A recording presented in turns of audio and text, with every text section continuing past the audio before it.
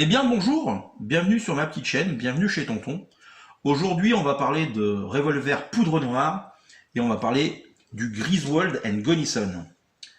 Alors c'est un revolver à poudre noire qu'a utilisé l'armée confédérée durant la guerre de sécession d'avril 1861 à avril 1865. Le nom vient de la collaboration de Samuel Griswold et Darwin Gunnison, deux industriels sudistes.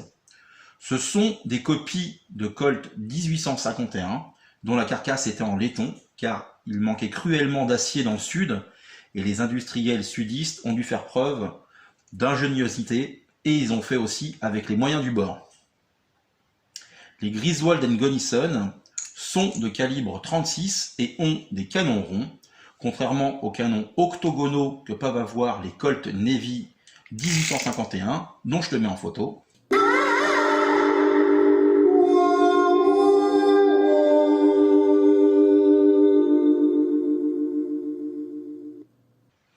Compte tenu du manque de matières premières et que les ouvriers, en plus de chez Griswold, n'avaient jamais fabriqué de revolver, on peut dire que la qualité de ces armes était excellente.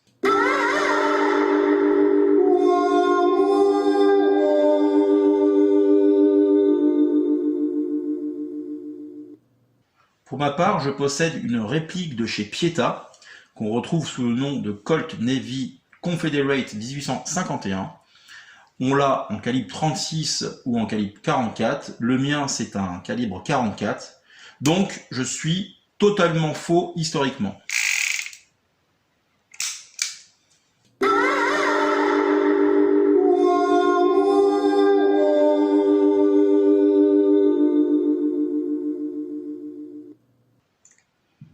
La culture populaire, alors on va la retrouver dans grand nombre de westerns et de séries. Je vais commencer par Hell on Wheels, une série que j'ai vraiment adorée qui commence à dater. La série des films Trinita, ça a été souvent le revolver de Terence Hill. On le voit aussi dans Le Bon, la Brute et le Truand, avec cette fameuse scène où Tuco, après son long périple dans le désert, rentre pour braquer l'armurier et essaye tous les canons. Et il en ressort pas mal d'armes et il en ressort surtout celui-là, le Colt Navy.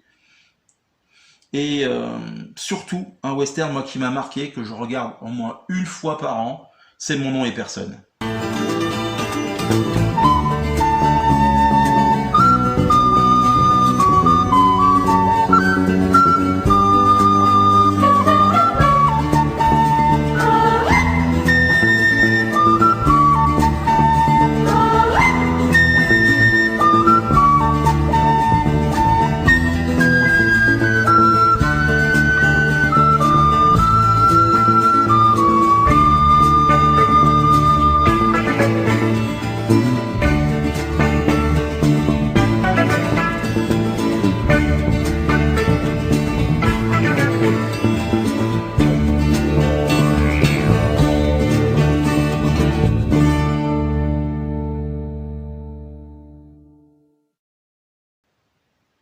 Un putain de film.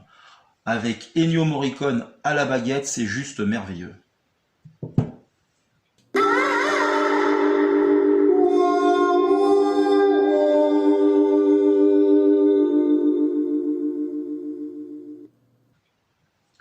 C'est suite à la culture populaire que j'ai acheté ce flingue, mais surtout à ma première séance de tir au stand. Et j'étais invité pour la première fois par un ami, il me fait tester sa CZ, et à côté de nous, tu avais un gars qui testait pour la première fois, lui, son cadeau qui venait de s'offrir. C'était un Remington New Army Inox. Il était juste merveilleux.